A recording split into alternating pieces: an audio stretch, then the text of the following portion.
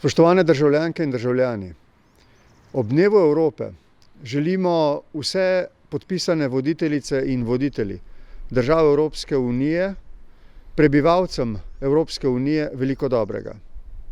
Tokratni dan Evrope je poseben. Že drugo leto zaporostjo ga praznujemo v težkih razmerah pandemije COVID-19. Sočustvujemo z vsemi, ki jim je pandemija vzela najbližje in povzročila stiske in trpljenje. Letošnji dan Evrope je poseben tudi zato, ker se začenja konferenca o prihodnosti Evrope.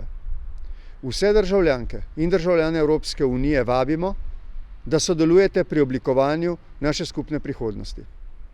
Okoliščine tokratne razprave o evropski prihodnosti so močno drugačne kot doslej. Morda se zdi, da v današnjih razmerah ni dovolj časa za poglobljeno razpravo o evropski prihodnosti. Prav drugače je. Pandemija COVID-19 nas je opozorila na vse bistveno v našem življenju. Na zdravje, odnos do narave, odnos do sočloveka, medsebojno solidarnost in sodelovanje. Postavila je vprašanje o načinu našega življenja, pokazala je na prednosti evropskega povezovanja, pa tudi na njegove šibkosti. O vsem tem se je treba pogovoriti. Izzivi, pred katerimi smo Evropejke in Evropejci, so številni. Od reševanja podnebne krize in vzpostavitve zelenega gospodarstva ter ob tem iskanje ravnovesja v čedalje izrazitejšem tekmovanju med globalnimi deležniki, pa vse do prizadevanj za digitalno preobrazbo družbe. Poiskati bomo morali nove načine in nove rešitve. Naša moč demokratičnih držav je v vključevanju številnih glasov družbe, da bi našli najboljšo pot naprej. Čim več ljudi vas bo sodelovalo v široki in odprti razpravi, tem bolje bo to za našo unijo. Evropski projekt je brez primera v zgodovini. 70 let je od podpisa pogodbe o ustanovitvi Evropske skupnosti za premog in jeklo, ter 64 let od rojstva Evropske skupnosti v Rimu. Evropski voditelji so takrat našli načine, kako povezati od vojne ranjeno Evropo. Pred 30 leti sta se začela izraziteje povezovati Evropski vzhod in zahod. V Evropsko unijo smo se povezale zelo različne države. Vsaka ima svoje zgodovinske izkušnje in bremena, nekatera rešujemo vsaka zase, druge skupaj. Evropski projekt je projekt miru in sprave. To je bil od same zasnove in to ostaja še danes. Zavzemamo se za skupno strateško vizijo Evrope. Evrope, ki bo celovita, svobodna, povezana in v kateri bomo vsi živeli v miru.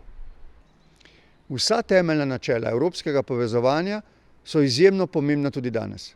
Svoboda, enakost, spoštovanje človekovih pravic, pravna država, svoboda izražanja, solidarnost, demokracija in medsebojna privrženost držav članic.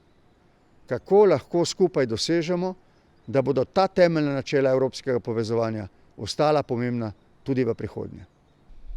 Čeprav se včasih zdi, da je Evropska unija slabo pripravljena za spopadanje z izzivi, in teh je bilo v zadnjem desetletju na pretek, od gospodarsko-finančne krize do krize skozi prizadevanja za pravičen in enakopraven migracijski sistem Evropske unije, do sedanje pandemije, pa se zavedamo, da bi bilo vsakemu zase še veliko težje brez Evropske unije. Kako lahko najbolje okrepimo evropsko sodelovanje in solidarnost ter poskrbimo, da bomo iz zdravstvene krize išli tako, da bomo bolj pripravljeni na prihodnje izzive. Potrebujemo močno in učinkovito Evropsko unijo, Evropsko unijo, ki bo globalna voditeljica v prehodu na trajnosten, podnebno nevtralen in digitalno podprt razvoj. Potrebujemo Evropsko unijo, s katero se lahko vsi poistovetimo in v kateri lahko naredimo vse, kar je v naši moči za blaginjo te in prihodnjih generacij. Skupaj to lahko dosežemo. Konferenca o evropski prihodnosti bo priložnost, da se odkrito pogovorimo o Evropski uniji in poslušamo naše državljanke in državljane, zlasti mlade. Ponuja nam prostor za dialog, pogovor, razpravo, kaj pričakujemo od Evropske unije in kaj lahko sami prispevamo. Potrebujemo premislek o naši skupni prihodnosti, zato vas vabimo, da se vključite v razpravo in skupaj iščemo pot naprej. Hvala za vašo pozornost.